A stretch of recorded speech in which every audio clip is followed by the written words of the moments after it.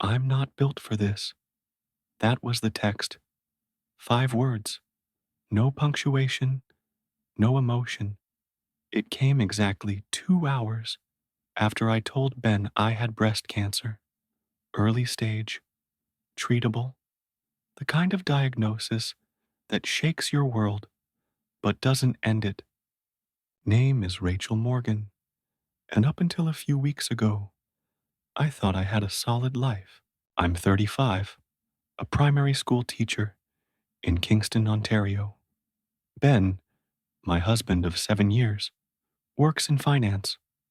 We met in college, built a home together, shared dreams, shared bills, shared everything, or so I thought.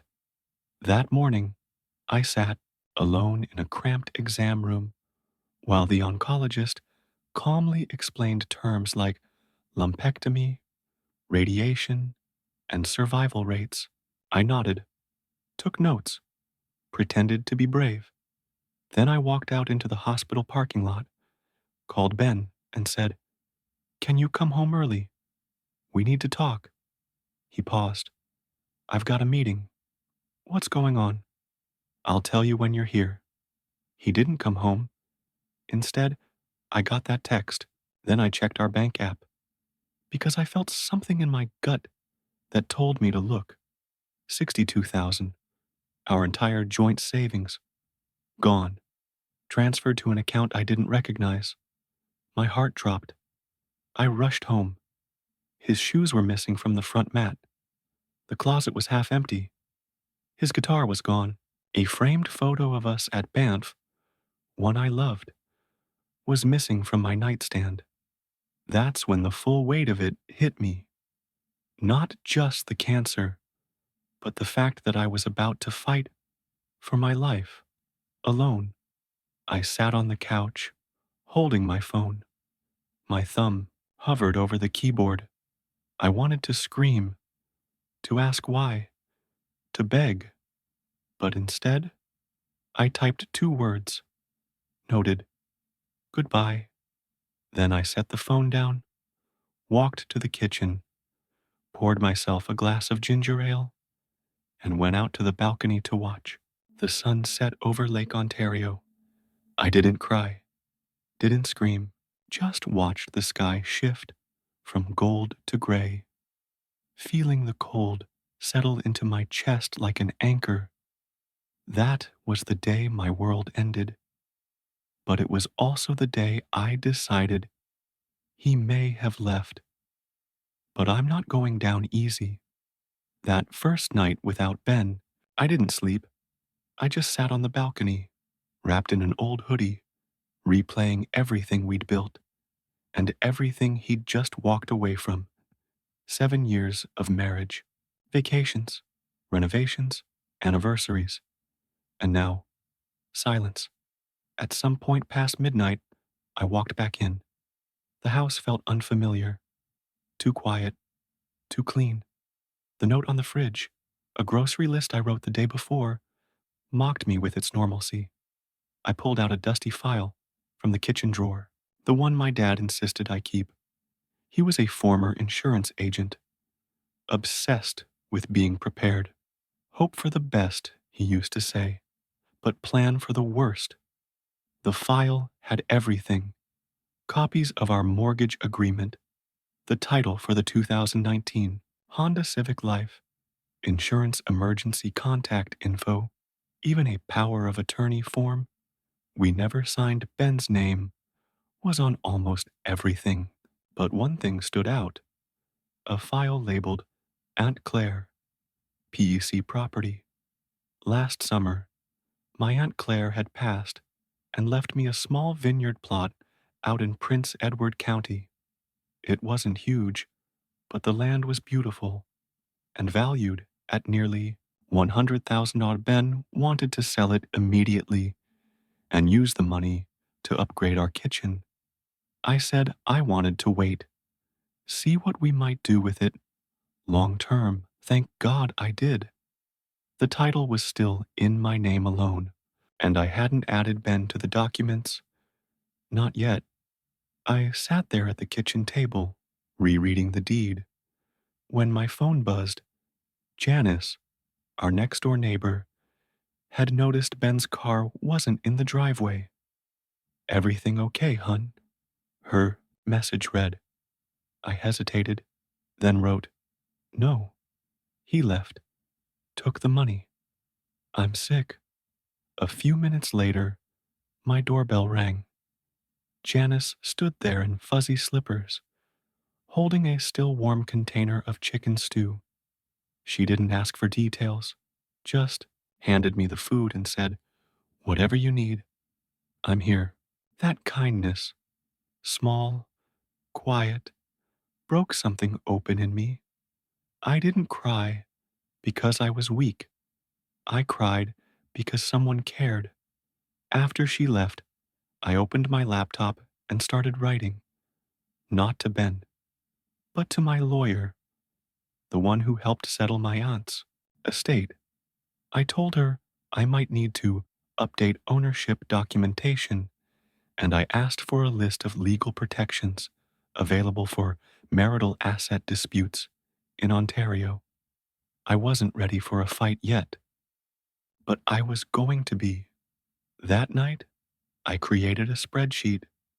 I started logging every dollar Ben had taken, every text, every medical appointment, every person who could confirm he left me after I got my diagnosis, because if he thought I was going to just roll over and take it, he was about to find out exactly who he married. By morning, I wasn't just angry, I was focused. That old spreadsheet I started the night before, it became my war map. I called Louise Lou, my aunt's estate lawyer, at 9:05 a.m. sharp, told her I was reconsidering options for the Prince Edward County property and might pause the listing until I explored some liquidation possibilities. I said it loudly, just in case someone was listening on the other end. Then I picked up my cell phone and called the investment firm that held my small RRSP from a tutoring job years ago, asked about early withdrawal penalties, mentioned I might need to free up assets due to medical expenses. Every word, every call, intentional. I wasn't actually moving anything. I was baiting a trap. That night, I sent a fake email to myself from a burner account I created. The subject line read, estimated market value for PEC land, confidential. I left it open on my laptop and made sure my iCloud account synced it to all our devices, just in case Ben was still logged in somewhere. I didn't have to wait long. 2 days later, an email came in from Ben's lawyer. "Given the evolving nature of your assets and financial situation, our client would like to discuss a fair division of any proceeds related to your inherited property and retirement accounts." There it was. He bit. I forwarded the email to Louise. She called me that afternoon. "You're not really selling the property, are you?" I smiled. Not a chance. Ben had fallen into the oldest trap in the book, greed. That same day, I got a call from Kingston General. They were scheduling my surgery for the following week. I stared at the calendar, wondering how I got here. Last month, I was worried about curriculum updates and summer lesson plans. Now I was baiting my soon to be ex husband into legal exposure between chemo sessions. That night, Janice came by with homemade tea biscuits and a new pair of flannel pajamas. "I know they're not silk," she said, "but they're soft and warm." I hugged her, not because of the biscuits, but because in a world where Ben vanished, people like Janice had quietly filled the cracks. I added a new tab to my spreadsheet, labeled it Support System. He thought I'd be too sick to notice, too tired to fight, too alone to matter. What he didn't realize was that the moment he walked away, he didn't leave me broken. He left me free.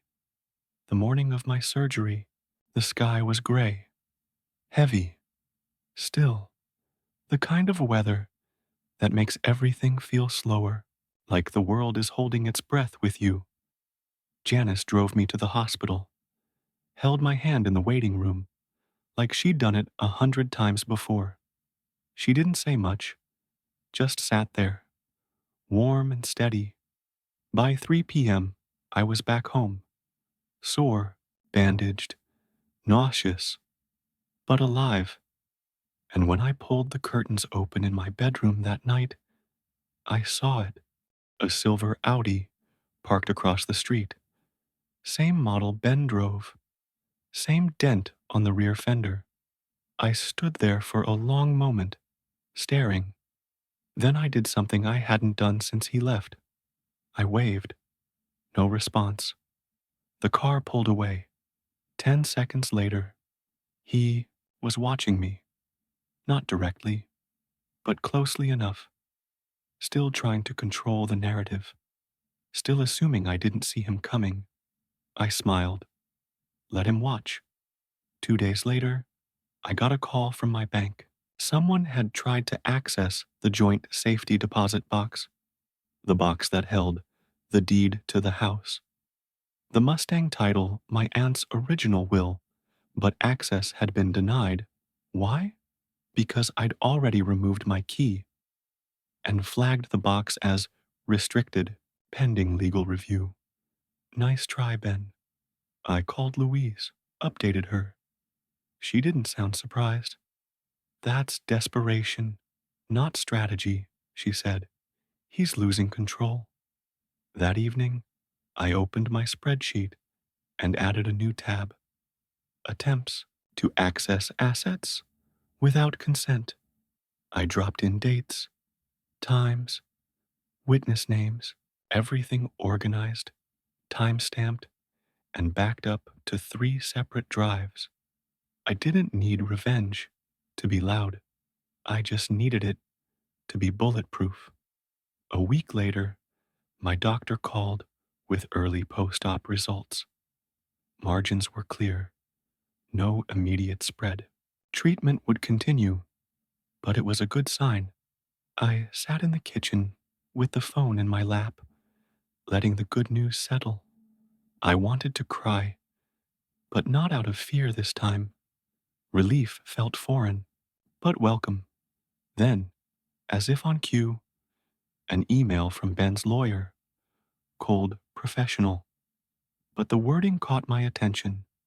Given the updated timeline of events and financial activity, our client would be open to mediation in lieu of court proceedings. Translation: they're scared. The trap had worked. They took the bait. And now, they wanted to settle quietly. I forwarded the email to Louise. Her reply was instant. Let's prepare a list of terms. They don't get to slink away. They play by your rules. Now, for the first time since all of this began, I wasn't just reacting. I was in control. It was time. Louise and I sat down that Friday afternoon and reviewed every single piece of documentation I'd gathered. The medical reports, the text message from Ben, the timestamp of the $62,000 transfer, the blocked access attempt to the safety box, Janice's statement about the day Ben left, the baited email about the land sale, everything lined up like dominoes. And all it took was one solid push. Louise said it clearly. This isn't just abandonment, Rachel. It's financial malfeasance. And the fact that he tried to access your assets while knowing you were undergoing treatment, no judge will let that slide. We filed a counter-divorce petition that same day. Grounds: abandonment, during medical crisis, fraudulent transfer of marital funds, attempted concealment of inherited property. I didn't hear from Ben, but I knew I would soon, and I was right. The following Tuesday, I got a call from a number I didn't recognize. I answered. Rachel, it's David, Ben's father, bank vice president. Proud of his reputation, always wore cologne that smelled like courtroom arrogance. I think we should talk, he said. Off the record. I let him speak. He tried to sound calm, professional, said things like, let's not escalate this. Ben's going through a lot. Surely you don't want this to get ugly.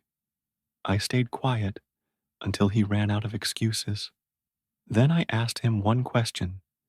Did you know he emptied our account 2 hours after I told him I had cancer? He didn't answer, and that silence told me everything. You don't get to call this a misunderstanding, I said. This was a decision, and now we deal with the consequences. 2 days later, Louise received a formal response from Ben's legal team. They wanted mediation, offered partial financial return, refused to acknowledge wrongdoing. We rejected it. Louise drafted our terms, full repayment of the $62,000 no claim to the Prince Edward County property, sole ownership of the Honda. Rachel keeps the house. Ben covers all legal fees. Rachel agrees not to pursue criminal charges. When we sent it over, we attached everything, all the receipts, all the emails, everything dated, everything airtight. Louise's cover note was short. You can settle quietly, or we take this to court. That night, I got a text from another new number. I didn't even need to open it to know who it was, but I did anyway. This is cruel, Rachel. I made a mistake, but this is vindictive. My parents don't have that kind of money right now. Please don't destroy me. I stared at the message for a long moment. Then I typed back, you destroyed yourself. I'm just cleaning up the mess. Blocked the number. Took a deep breath. This wasn't revenge.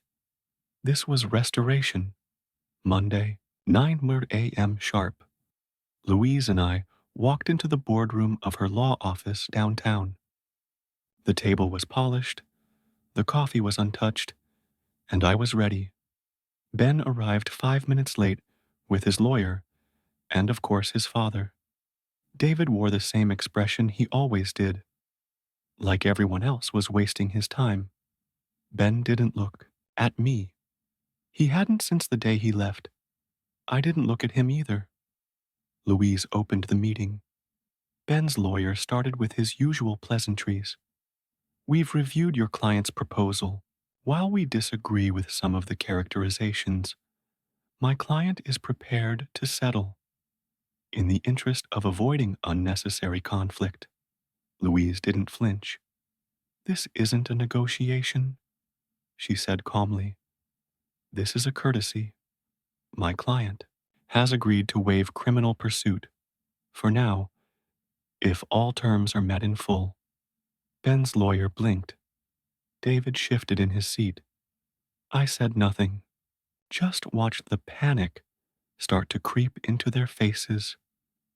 Louise continued, your client emptied a joint account while knowing his spouse was facing a medical crisis, attempted to access restricted assets, lied about intentions, and involved third parties in potential concealment of funds. She laid a check copy on the table. The $30,000 Ben had transferred to his parents, followed by the email from his cousin, confirming he knew about the diagnosis. We call this financial abandonment, and Ontario family courts take that very seriously. David finally spoke. Surely we can reach a more balanced. Louise cut in. stone-faced. Do your clients intend to return the $62,000 within 30 days? Sign over all property rights and cover legal costs? Or shall we let a judge decide? Silence. Ben's lawyer asked for a break. Louise and I stepped out onto the balcony. I didn't say much, but I could feel it. That moment where the power shifted, where I wasn't the one being left anymore. I was the one setting the terms. 30 minutes later, they came back in. Ben's lawyer looked tired. David looked furious. Ben looked small. My client agrees to the terms, the lawyer said. The funds will be returned. Property documentation will be signed. No further claims will be made. Louise nodded. We'll expect the cashier's check within 30 days. The meeting ended. No handshakes, no apologies, just paperwork and exit doors. Ben finally looked at me as I walked past. I didn't even blink. On the elevator ride down, Louise turned to me. You did good. I let out a breath I didn't know I was holding. I didn't do anything, I said. You did all the talking. She smiled. Sometimes, just showing up is the strongest move. 30 days later, the check arrived. $62,000 in a crisp white envelope, hand-delivered by a courier with no return address. Walked it straight to the bank and deposited it without a word. Then called my oncologist's office and paid off the remaining balance on my treatment. Julia, the nurse who had walked me through chemo from day one, was at the front desk. You're looking better, she said, smiling. Numbers came back strong last week. I nodded. Feels like something lifted. It wasn't just the cancer. It was the weight of betrayal, of fear, of being left behind. A week later, the divorce was finalized. I signed the last papers at Louise's office and walked out into the chilly April air. No champagne, no tears, just a quiet sense of completion. When we reached the sidewalk, Louise turned to me. So, what now? I smiled for real. For the first time in months. Finish healing. Sell the house. Maybe move somewhere quieter. 2 months later, I did exactly that. Sold the Kingston house, packed up my things, and moved into a small cabin on the vineyard, land in Prince Edward County. 2 bedrooms, 1 big kitchen, a garden where I planted lavender and tomatoes, and a dog I named Scout, who had a crooked tail and a big heart. I'd never felt more alone, and yet I'd never felt less lonely. Then, one evening in July, my phone buzzed. Unknown number, but I knew the pattern. I heard you're in remission. I'm glad. I know you won't believe this, but I think about you often. I made a terrible mistake. I was scared and selfish. I'm sorry, Rachel. For everything. I stared at the screen for a long time. The message was long, desperate, late. I typed back 4 words. I survived. Be well. Then I blocked the number. That night, I sat on my porch with a cup of tea and Scout curled up at my feet. The vineyard was quiet. The sky was streaked with soft pink and orange. And for the first time since Ben walked out, I didn't feel like something had been taken from me. I felt like something had been returned. Peace, pride, a future I could call my own. Some things, once broken, can't be fixed, but others, they can be rebuilt, stronger, wiser, and truly yours. I was one of those things. Some betrayals cut deep, but sometimes the best revenge isn't loud. It's legal, clean, and complete. Rachel didn't just survive her illness, she survived being abandoned and came back stronger. What do you think about how she handled it? Would you have done the same? Drop your thoughts in the comments below. If you enjoyed the story, don't forget to like this video and subscribe for more real Reddit revenge stories told with heart, power, and just the right amount of justice.